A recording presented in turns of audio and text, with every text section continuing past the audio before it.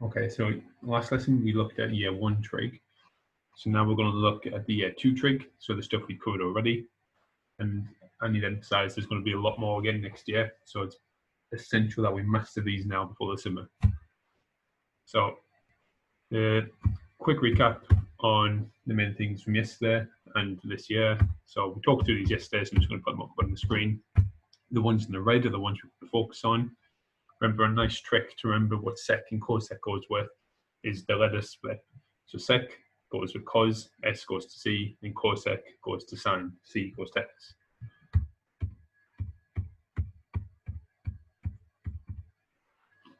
And for the Pythagorean identities, I always remember the first from each one and then just rearrange it to get the one you need. Don't try and remember everything that's on that screen.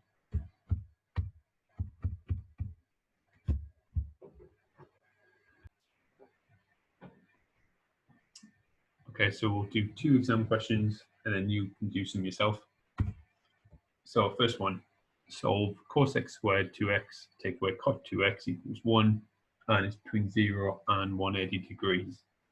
So first thing to do is look at the angle and spot it's not just a letter, it's got a 2 there, so we're going to make a substitution. So y is 2x, so we change the interval, so times 0 and 180 by 2 to get 0 and 360. So our equation is now cos x squared y, take away cot y equals 1. Now, we always check if it's a squared term, that means we use Pythagorean identity. Don't always change back to sines and coses straight away, because that might not actually help, it might make things trickier. So since we've got a cos x squared y, we can use an identity, and the identity we're going to use is 1 plus cot squared theta equals cos x squared theta. So we're going to sub that in. So instead of cos x squared, we're going to write 1 plus cot squared y, take away cot y equals 1. We're going to simplify it. So cot squared y, take away cot y plus 1 equals 1. Make it equal 0. So take away 1 from both sides. And then look, it's a quadratic in disguise.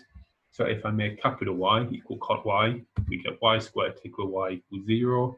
So solve that either by factorizing, just take y out, or type into your calculator if you really need to. You get 2 answers, 0 and 1. So sub back in what capital Y was. So cot y equals 0 or 1. And now solve them. So let's do cot y equals 1 first. So we can do the reciprocal to get tan y. So the reciprocal of cot y is tan y, and the reciprocal of 1 is 1.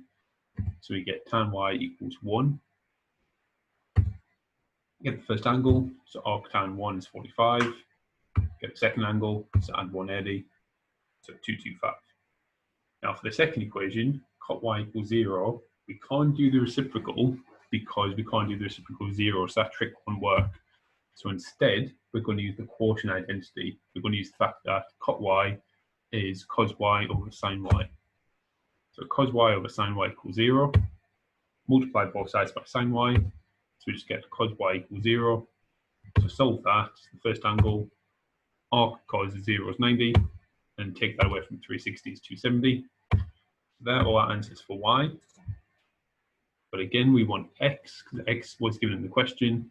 So y was 2x, so x is y over 2. So divide them all by 2 to get those 4 answers there. Again, remember you can check it using solven. And that question was 7 marks in total. So lots of marks for doing basic steps.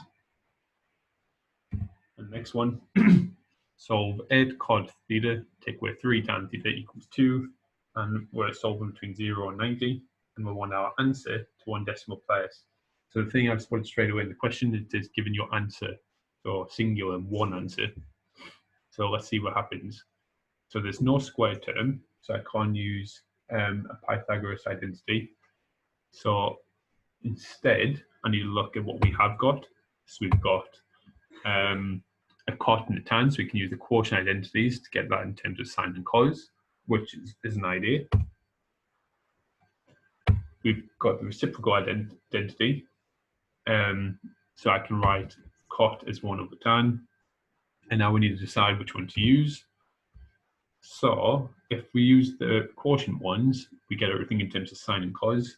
But if I use the reciprocal one, I'll get everything in terms of tan theta only.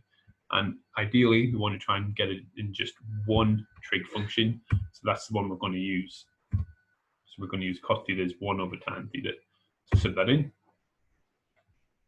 Simplify it a little bit. So remember, if you times a fraction by a number, it's just the top that gets times.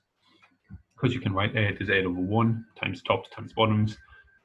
And now I can make a substitution. So I can make y equals tan theta. So we get 8 over y, take with 3, y equals 2.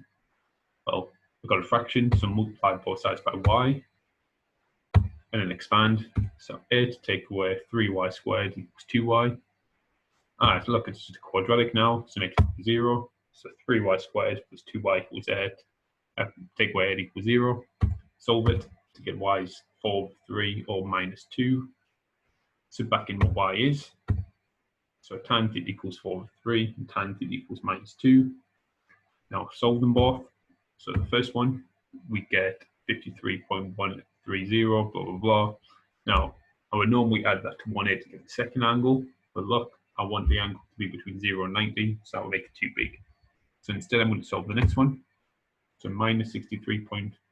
So I'm going to add that to 180 to get the second angle, which is 116, which is too big. So that second equation gives me no answers in the region. So my only answer is 53.1. So can you have a go at doing the rest of the exam questions yourself? They're mostly or similar. There's a couple of tricks to see how you get on.